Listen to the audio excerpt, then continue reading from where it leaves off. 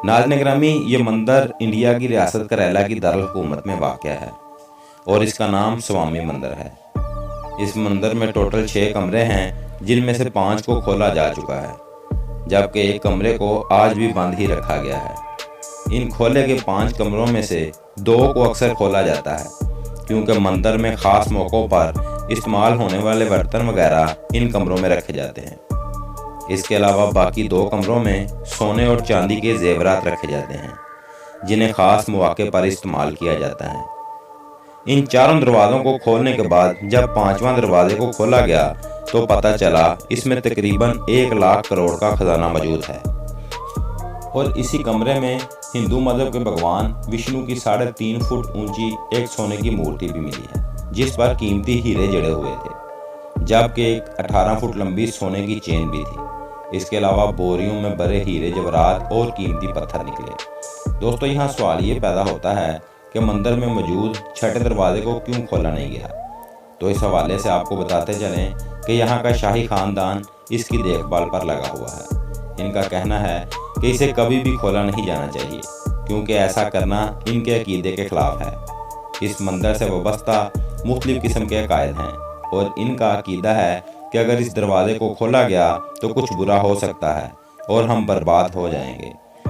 इनका मज़ीद कहना है कि एक दफ़ा हम सब ने इस दरवाजे को खोलने के मतलब सिर्फ सोचा ही था कि हमारे घरों को आग लग गई और हमारा लाखों का नुकसान हुआ, लिहाजा हम दोबारा कभी भी इस दरवाजे को खोलने का सोच ही नहीं सकते। इस इलाके के एक मकामी शख्स का कहना है कि एक दफ़ा मैं सोया हुआ था कि मुझे ख्वाब आया कि कुछ लोग इस दरवाजे को तोड़ने की कोशिश कर रहे हैं, लेकिन इनसे ये दरवाज़ा नहीं खुल रहा और फिर अचानक इन पर आसमान से एक अज़ाब नाज़िल होता है, जिससे सारे लोग वहीं के वहीं मर जाते हैं।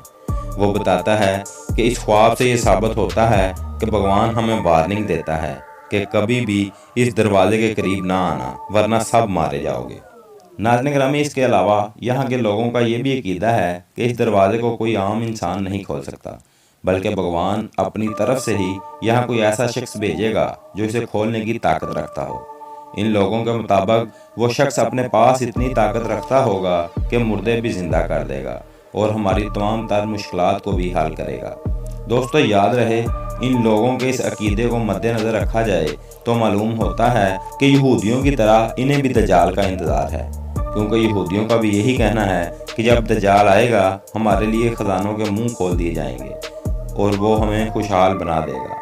इस तरह इनका ये अकीदा भी है कि वो आकर हमारी मुश्किलें भी हल करेगा और हमारे मुर्दे भी ज़िंदा करेगा। वाज़ह रहे कि हदीस में मिलता है कि दज्जाल मुर्दे ज़िंदा करेगा, यहाँ तक कि मोमिन साले इसकी तरफ मतवज्जो होंगे और उनसे दज्जाल के सिपाही कहेंगे, क्या तुम हमारे रब पर ईमान नहीं लाते? वो कहेंगे कि मेरे रब के दलाइल छुपे हुए नहीं हैं।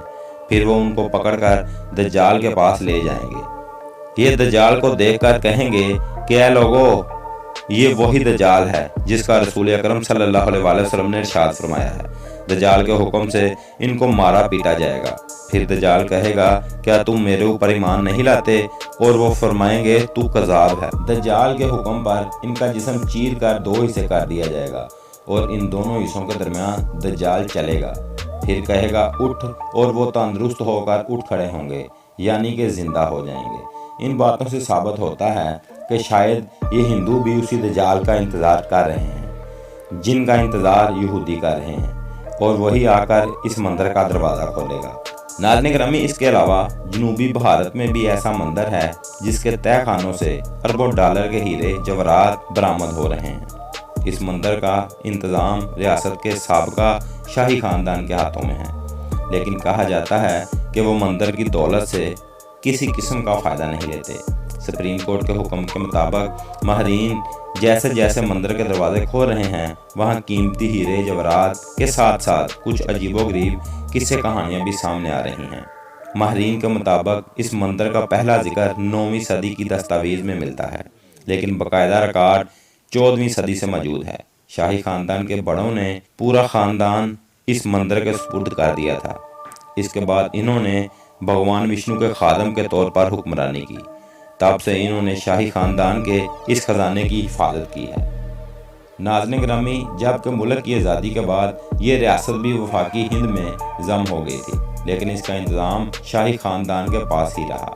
साबिक़ शाही ख़ानदान आज भी इसके भगत हैं। कुछ इतलात के मुताबिक मालूम होने के बावजूद कि यहाँ इतना ख़जाना पड़ा हुआ है, फिर भी इन्होंने कभी इस ख़जाने से फ़ायदा हासिल करने की कोशिश नहीं की, क्योंकि इनका अकीदा है कि ये दौलत भगवान विष्णु की अमानत है। कहा जाता है कि जब वो पूजा के बाद मंदिर से निकलते हैं तो अपने पाँव झाड़ते हैं। लोगों का कहना है कि हीरे जवाहरात तो दूर, हम इस मंदिर की धूल भी अपने साथ नहीं ले जाना चाहते। एक रिपोर्ट के मुताबिक ख़ानदान के मौजूदा सरबराह आज भी अगर इस मंदिर में नहीं जा पाते तो मंदिर में 151 रुपये और 55 पैसे चढ़ाते हैं। दूसरे शाही ख़ानदान के बरक्स इस ख़ानदान ने शान व शौकत की बजाय सादगी को तरजीह दी है और इनका रुझान फ़नून लतीफ़ा और सकाफ़त की तरफ ज़्यादा है। इसी ख़ानदान के राजाओं ने 20वीं सदी में सजाए मौत पर पाबंदी लगाकर और नाम नहाद अछूते लोगों के मंदिर में दाखिले पर पाबंदी ख़त्म करके इनकलाबी नज़रिए कायम की थी। इस मंदिर से अब तक जितना ख़जाना मिला है, इसकी मलकियत 1 लाख करोड़ रुपए के नज़दीक बताई जाती है। लेकिन अभी एक तय खाना खुलना बाकी है, जिसका फ़ैसला माहिरीन से सलाह मशवरे के बाद किए जाने का इम्कान है। लेकिन माहिरीन का कहना है कि ख़जाने की असल मलकियत का अंदाज़ा लगाने में महीनों लग जाएंगे, क्योंकि बड़ी तादाद में सोने के हीरे जवाहरात और मूर्तियाँ मिली हैं। इसकी सही मालियत तारीख़ी तनासुल में तय होगी, लेकिन सिर्फ वज़न के हिसाब से भी जो मालियत बताई जा रही है वो इतनी ज़्यादा है कि इसकी वसीयत को समझने के लिए तरह तरह के मुवाज़ने किए जा रहे हैं। यानी अगर आप 1 के आगे 12 मरतबा सिफर लिखेंगे तो 1 लाख करोड़ रकम बनती है।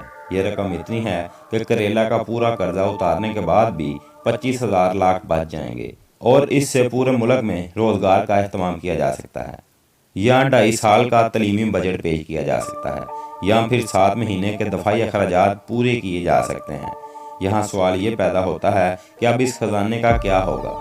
इस हवाले से हतमी फैसला तो सुप्रीम कोर्ट के हाथ में है, लेकिन रियासत के वज़ीर आला ने अंदिया दिया है कि खजाने को छेड़ा नहीं जाएगा।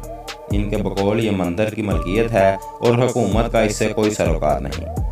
लेकिन कुछ लोगों का ख्याल है कि ख़जाने को फलाही कामों के लिए इस्तेमाल किया जाना चाहिए। तो जी नाज़रीन, ये थी हमारी आज की वीडियो अच्छी लगी तो चैनल को सब्सक्राइब और वीडियो को लाइक ज़रूर करें।